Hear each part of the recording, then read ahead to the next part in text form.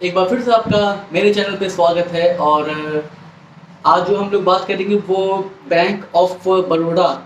Bank of Baroda ले लीजिए या कोई भी बैंक ले लिए। सबसे पहले तो थोड़ा सा बताना चाहूँगा कि किस पर्पस के लिए ये वीडियो बना रहा हूँ, क्योंकि मेरे साथ अभी ये मामला बीता था, तो इसलिए मैं ये वीडियो बना रहा हूँ।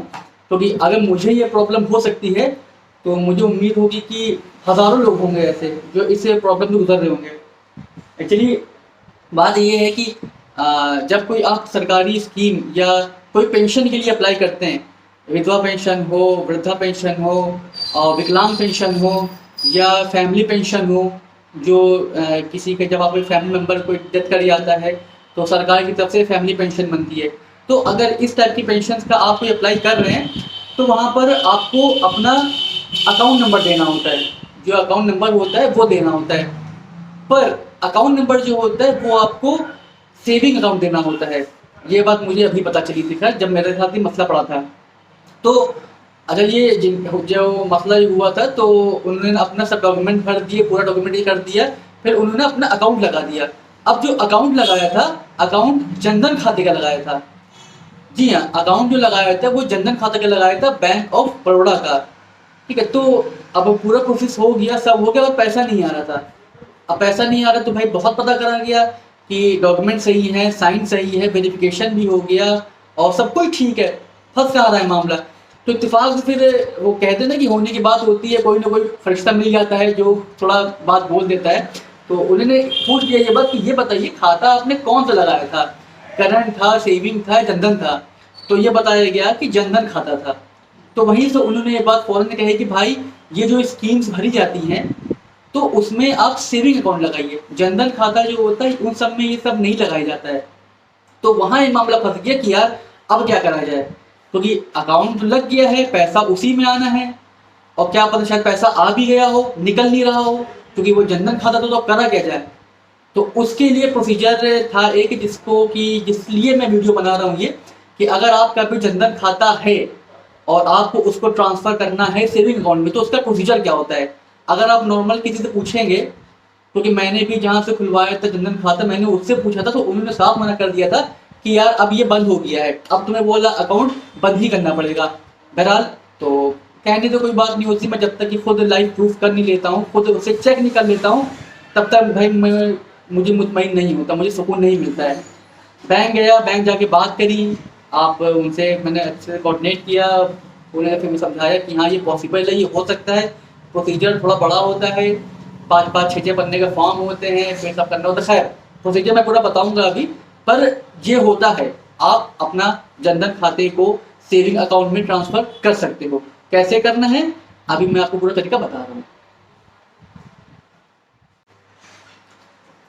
तो सबसे पहले आपका जो नियरेस्ट ब्रांच है, कोई भी ब्रांच हो, नियरेस्ट क्या मतलब है, आपका जनधन खाता अगर है बैंक ऑफ बड़ौदा का, तो फिर वहाँ पर आपको जाना है और वहाँ पर जा करके आपको पहले सिंपली उनसे बोलना है कि ma'am I just want to convert my, Hindi में बोल दो जो आपको बेहतर लगे, इंग्लिश में बोलोगे तो भौकाल लग जाएगा, अच्छा इंप्रेशन पड़ेगा, तो बात सुन ली जाती है आपकी। ये मैंने खुद आजमाया है। आप जा करके भीड़ में इंग्लिश में बात करिए तो वहाँ आपकी अच्छी सुनाई हो जाती है। तो आपको जैसा बेहतर लगे आपको, आप बोल भी उनसे कि मैम मुझे अपना सेविंग अकाउंट, जनधन खाते का मेरा अकाउंट है, मुझे उसको नॉर्मल में कन्वर्ट करना है। तो उसका तरीका क्या होगा, प्रोसीजर क्या होगा। तो वो आपको ये 5 पन्ने का फॉर्म दे देंगे, 1 2 3 4 5, ये 5 पन्ने का फॉर्म आपको मिल जाएगा। अब ये 5 पन्ने का फॉर्म मिलने के बाद आपको देख के थोड़ी हवा टाइट आपकी हो रही होगी कि ये फॉर्म है, भरे कैसे जाएंगे। तो भाई कुछ यूपीएससी या पीसीएस का एग्जाम नहीं है, कोई रॉकेट साइंस वाला कोई ऐसा फॉर्म नहीं है जो भरने में आपको दिक्कत हो। ये सिंपल फॉर्म्स हैं। बस इस फॉर्म में एक ऐसा फॉर्म है जिसमें आपको एक कोड डालना होता है, वो कोड मैं अभी आपको बता दूंगा।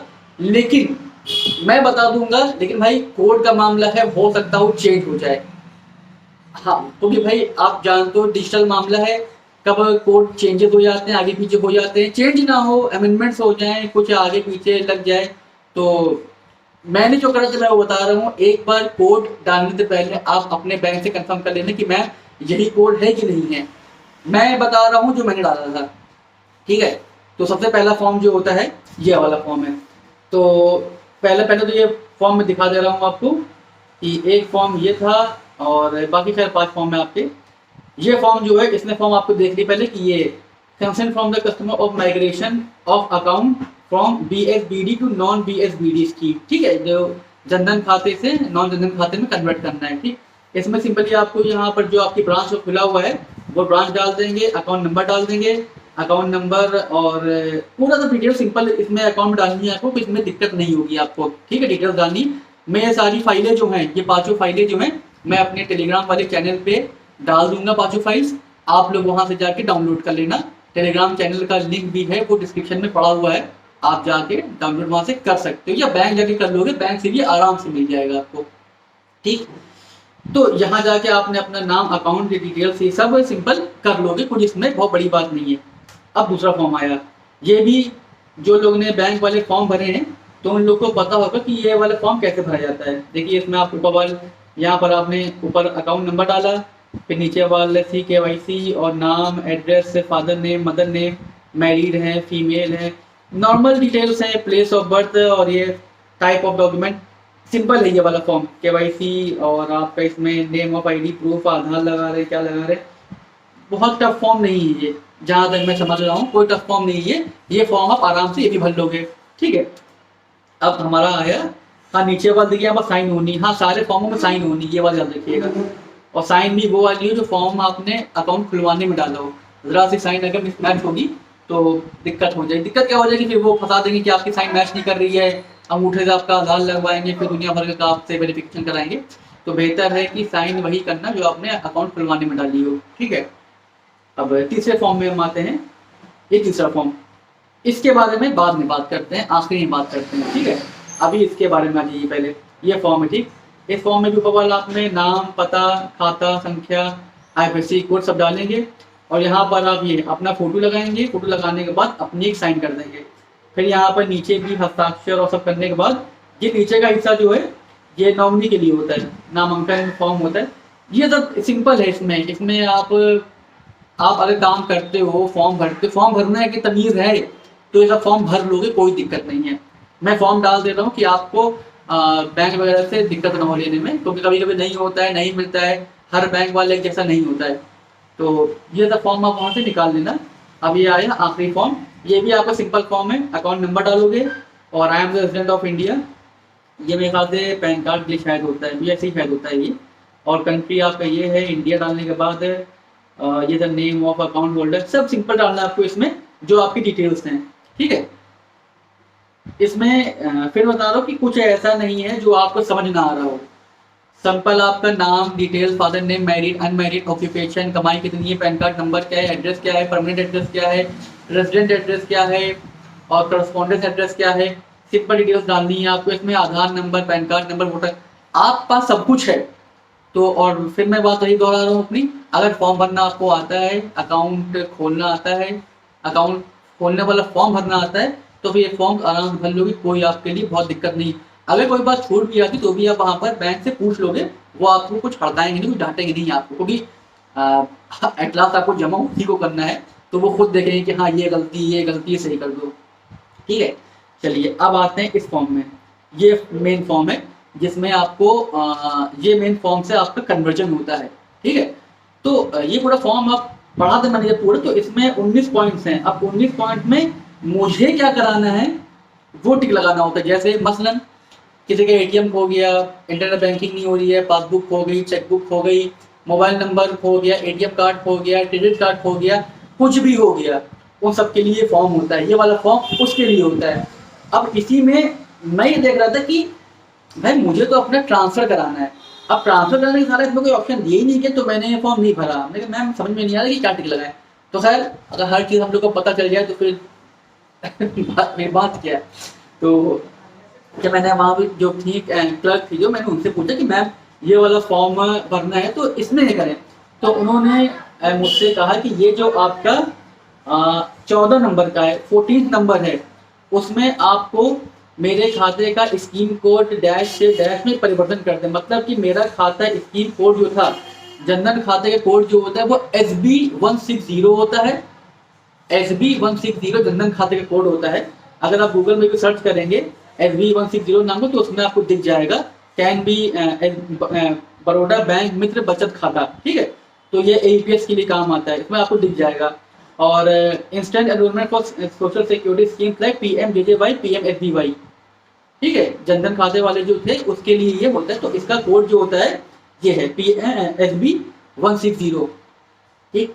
और इसमें डालना है, और दूसरा से SB 101 आपको 101 में ट्रांसफर करना है। मतलब कि आपको पहले में लिखना है SB 160 से SB 101, ये आपको लिखना है। और वैसे भी ये आपको बैंक वाले बता देंगे, मैं आपको बताया दे रहा हूँ क्योंकि मैंने भर दिया था, उन्होंने मुझसे बताया था, मैंने भर दिया था, मैं आपको बताया दे रहा हूँ। पर फिर भी मैं बता रहा हूँ, बैंक जा करके आप एक बार उनसे कंफर्म करिएगा कि मैम ये वाला ऐसा होना है। तो भाई कोड्स हैं, चेंज हो सकते हैं या नहीं भी होंगे, लेकिन आपको अपनी तरफ से एक बार कंफर्मेशन ले लेनी है। ऐसा ना हो कि आप एकदम डाल दो फिर बाद में जाकर के आपका पता ही नहीं जनधन खाते से करंट में कन्वर्ट हो जाए, तो आपके सारे पैसे कटिए, बाद में आप मुझको गालियाँ दोगे भाई आपने बताया था। मैं यही बता रहा हूँ कि आप एक बार कंफर्म करिएगा अपने क्लर्क से, जो बैंक मैनेजर कोई भी वहाँ पर कंफर्म करिएगा कि इसमें कोड, स्कीम कोड क्या डालना है, ठीक है। ये पूरा फॉर्म करने के बाद, सब कुछ मिलाने के बाद आधार, पैन और फोटो लगनी है, पूरा स्टेपल करके आप जमा कर दोगे। और जहाँ तक 15 दिन में, 15 से 20 दिन में आपका ये कन्वर्ट हो जाएगा। अब बात ये आती है कन्वर्ट हो जाएगा, आपको कैसे पता चलेगा? एक सवाल ये भी उठता है इसमें कि कन्वर्ट होने के बाद आपको कैसे पता चलेगा कि कन्वर्ट हो रहा है। तो भाई देखो, उसका एक सिंपल तरीका है बस, एक सिंपल तरीका है बस। जो ऐप होती है बैंक ऑफ बड़ौदा वाली, उसमें जा करके तुम डेबिट कार्ड के लिए अप्लाई करोगे तो डेबिट कार्ड तुम्हारा इशू हो जाएगा। इशू अगर हो गया सिंपल तरीके तो मतलब तुम्हारा कन्वर्ट हो गया है। नहीं इशू हो रहा है, वर्चुअल दिखा रहा है, you are unable to access ये, तो समझ लो कन्वर्ट नहीं हुआ है, ठीक है। ये एक तरीका होता है, क्योंकि खुद पढ़ी थी तो उसको रिजॉल्व भी खुद ही किया है, और कैसे पता करना है वो सब देखा था। जब तक नहीं कन्वर्ट हुआ तो जनधन खाते में था इशू नहीं, वो कार्ड इशू नहीं हो रहा था। और जब कन्वर्ट हो गया है तो फौरन ATM कार्ड इशू हो गया, ATM कार्ड घर भी आ गया। बस अकाउंट में मेंटेनेंस रखना है यहाँ पे, क्योंकि आप लोगों को पता है, बताने की ज़रूरत नहीं है। जो सेविंग अकाउंट होते हैं उनकी जो लिमिट होती है वो 2000 होती है। तो आपको अपने खाते में 2000 रुपये मेंटेन करने हैं। अगर 2000 से 1 रुपया भी कम होगा तो पैसा आपका निगेटिव में चला जाएगा। तो ये सब बातें हैं जो मैंने आपको बताई हैं। और फॉर्म्स सब मैंने टेलीग्राम, मेरे पेज पे, टेलीग्राम चैनल पे पढ़े, वहाँ से जाकर आप निकाल लो, और प्रॉब्लम हो तो उसको कन्वर्ट कर लो। और जितनी भी स्कीम्स होती है सरकारी वाली, उन सब में जनधन खाता मत लगाइएगा, सेविंग अकाउंट ही लगाइएगा।